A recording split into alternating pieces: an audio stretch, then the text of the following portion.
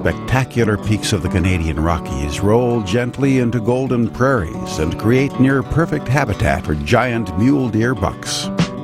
For North American hunters Bill Miller, the chance to chase monster muleys was enough reason to journey north to this game-rich land. You could have knocked me over with a feather this morning when I got out of bed and came outside the cabin we were in and saw the snow on the ground. It was a very, very pleasant surprise. Another pleasant surprise is that we were going to get the chance to hunt on horseback, one of my absolute favorite ways to hunt. If you can give me a horse and give me a direction to go where I can ride all day, that makes for one happy hunter in my case. There's several things you can do to get ready for a horseback trip if you know it's coming up. The number one thing you should try to do is get on a horse at home before you come up on your trip. It's not going to make you an expert horseman, but it is going to give you some more confidence, and it's going to get some muscles that you don't use any other time doing any other thing ready to ride horseback. The other thing to do is don't be afraid to tell the wrangler that you need your saddle adjusted just so. You got to have your legs fairly straight. You want a little bit of bend in the knee, but too much bend in the knee or not being able to stand up in the stirrups, you are going to have sore knees very, very quickly. So you're going to have a good horse, and you're going to have a good hunt time and a good hunt. This morning was opening day of rifle season for mule deer, elk, whitetail, everything opened this morning. There's a few other hunters out. We're pushing quite a few animals by us. The big bucks didn't seem to be showing up. I kind of hope the bucks will start moving out with the does. Right now they're still grouped together, so either we'll get lucky and find a big bunch of bucks, or hopefully the big bucks will start showing themselves moving in with the does, because the does are a whole lot easier to find than the bucks are right now.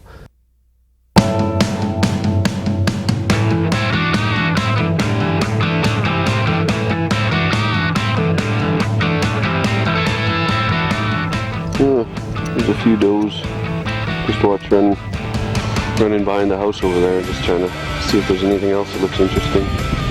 Prior to this trip, I'd heard and I'd read a lot about hunting in the Canadian Rockies, but we're not actually in the Canadian Rockies. The area we're hunting at the Lucatia Ranch through Trophy Hunters, Alberta, is actually the Porcupine Hills. It's the foothills of the Rockies, just outside of Calgary and Banff. We have 4,000 acres here. It's 4,000 of our own. We're bordering the Forest Reserve to the west of us, so we can hunt any of that we want, but it's fairly heavily hunted by residents.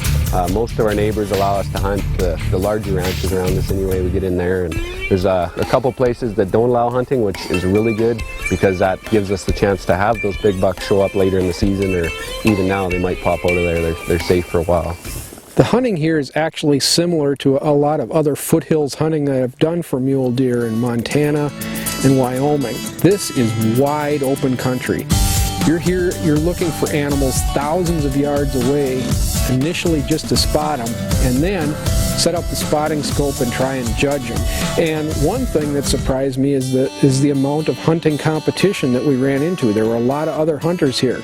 Even though this is private land, the way the laws are set up in Alberta, a lot of the landowners allow many, many people to hunt. So we're out hunting on private ground.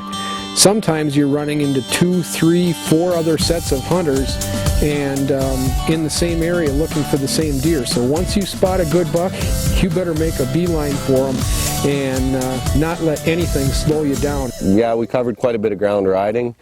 And then we really didn't see as much around here as we usually do, so we decided we'd head out in the truck and do a fair bit of spotting in the evening, spend a couple hours driving around. It's pretty typical here to use the evenings to go out and what Brett calls long distance glass from the roads. You are literally looking from the gravel roads and trails that you can take a truck down, half a mile, 3/4 of a mile, maybe a mile back up some of these draws and canyons, spotting deer, putting the spotting scope on them, taking a better look, and getting an idea. This time of year, before the rut starts, these mule deer bucks don't move out of a general area. They stay pretty close. They're still in their bachelor herds.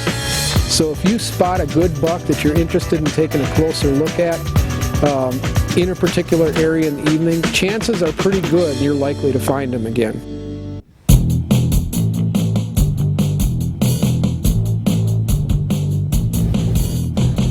We're on the second day of a mule deer hunt on the Lucatia Ranch, southwest of Calgary, Alberta, in the Porcupine Hills. And after 2 solid days of hunting, I can say one thing. I've never been on a hunt that's more optics intensive than this. And these hills are far, far more open than I ever anticipated they'd be. We're looking for animals sometimes a couple miles away, an animal as small as a deer. So number one, you have to spot them. Once you find them, you have to be able to judge a buck as to whether he's worth the walk to get closer to him to take a closer look. Optics, optics, optics. The most important thing you can bring on a big country trip where you're looking for a trophy animal. When you're out early in the morning, you're looking for those animals that are just naturally moving as they're going between bedding areas and feeding areas. But kind of like whitetail hunting, in the middle of the day, those animals will bed down, and then you've really got to search for them. And what I've found is if you look about 2/3 of the way up the hills, oftentimes in the shade, those muley bucks will be bedded. They've got the wind oftentimes at their back, so they can smell what's coming over the top of the hill, and then they can look over all that terrain in front of them. Typically, you can sneak within 200, 250 yards and make that shot.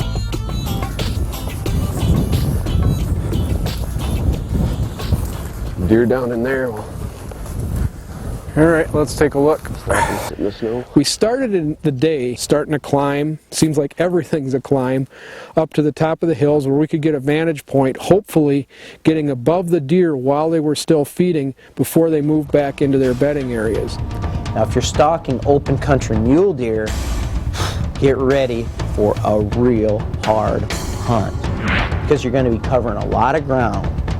Mule deer cover a lot of ground when they go from feeding areas to bedding areas. They may go 2, 3, 4 miles or more. So you're probably going to have to follow them in those instances and try to pick the perfect ambush site. When you do find that ambush site, when they go into a spot where you might be able to stalk in for a shot, get ready for a long, long, long crawl, stalk, whatever, to sneak in there quietly and undetected. As soon as we got over another ridge, we spotted a really, really nice buck. So we dropped our packs and stayed very, very low. We kind of figured if he was still there, we weren't sure because of all the other deer that we'd pushed past him, that he was right over the top of a little knoll. And Brett took a couple steps forward and peeked over the top, and sure enough, he could see him. So I crawled as best I could over that until I could just make out the deer through the grass and brush over on the other side. Laid back down, got my shooting stick set up, brought the gun up, and there he was, right in the sticks.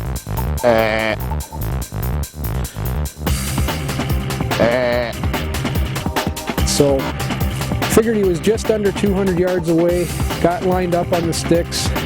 I'd steadied myself and everything was fine. But on the first shot I took,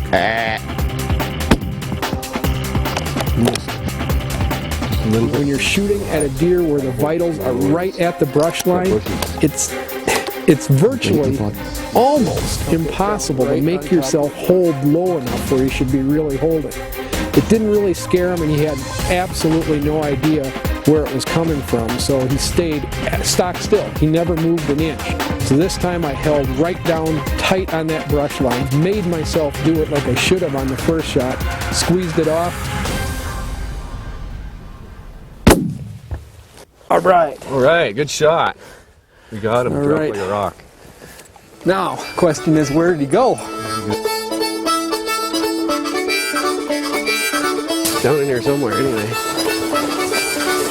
He disappeared into these bushes at the shot. Okay, we gotta be here. Bushes are thicker than they look, aren't they? We lost the deer in all the excitement. I think this is the main trail, so right here. He wasn't at the end of it, he was right in the middle. Got a nice deer, we just can't find him. Actually, I think he's up above us. We're looking too low. Oh shoot, there he is. Finally. I think he's done. I think he's definitely done. Look at that guy. Holy crap. Oh, man. Look at that crap, eh? He's got Look at that. One, he's got kickers coming three off brow here. tines on the side. Holy cow. That's some cool looking mule deer. I just love old deer that have heavy horns and lots of character to them, and that's what this buck has in spades. It's definitely a deer that has to go on the wall because he has so much character to his horns, and I'd be doing him a disservice if I didn't show him off